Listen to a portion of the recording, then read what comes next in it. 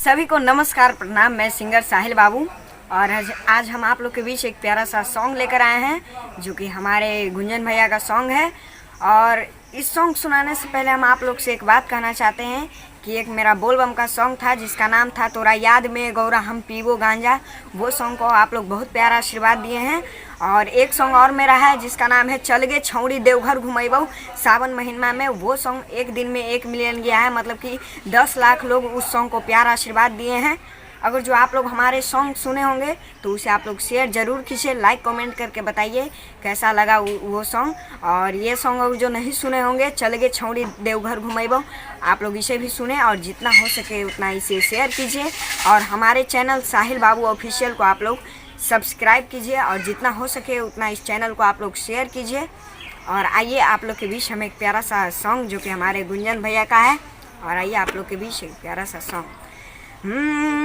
लागो हो चेहरा हसीन तोर कोमल बदनिया गे, जब से देखलियो पागल भेगलियो कसम से रनिया गे। लागो हो चेहरा हसीन तोर कोमल बदनिया गे, जब से देखलियो पागल भेगलियो कसम से रनिया गे। चुम्मा देमी त की न देबौ, चुम्मा देमी त की न देबौ सोनमा के नथुनिया गे। चुम्मा देमी त की न देबौ सोनमा के नथुनिया गे। चुम्मा देमी त की न देबौ बड़ी सुंदर बना के भेजल कौ धरती पे भगवान गे। लाग हौ जान लइए के छोड़तौ मीठी तोरे मुस्कान गे।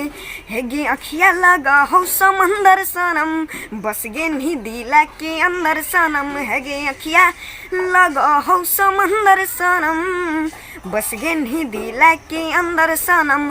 देबो प्यारी के तोरा निसनिया गे, निसनिया गे। आ चुम्मा देमी त की न देबौ, चुम्मा देमी त की न देबौ सोनमा के नथुनिया गे।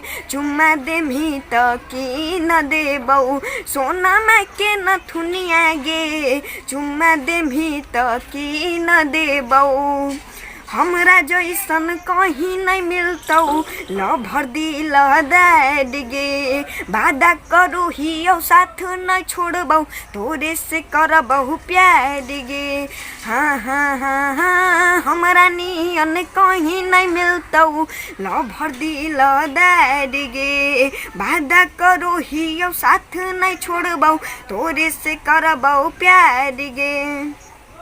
हाँ हाँ करई न ज्यादा बहाना ये जान तोरे हम हियौ दीवाना ये जान। हगे करई न ज्यादा बहाना ये जान तोरे हम हियौ दीवाना ये जान। साहिल बाबू के बुझ परसनिया गे, परेशानिया गे, परेशानिया गे। चुम्मा देमी त की न देबौ, चुम्मा देमी त की न देबौ सोनमा के नथुनिया गे। चुम्मा देमी त की न देबौ सोनमा के नथुनिया गे। चुम्मा देमी त की न देबौ। अगर जो आप लोग को ये सॉन्ग अच्छा लगा तो आप लोग इस सॉन्ग को ज़रूर शेयर कीजिए और लाइक कमेंट ज़रूर कीजिए। और आप लोग बताइए आप लोग को ये सॉन्ग कैसा लगा। आप लोग चैनल हमारे साहिल बाबू ऑफिशियल को आप लोग सब्सक्राइब कीजिए और जितना हो सके उतना इस सॉन्ग को शेयर कीजिए। सभी को दिल से धन्यवाद, नमस्कार।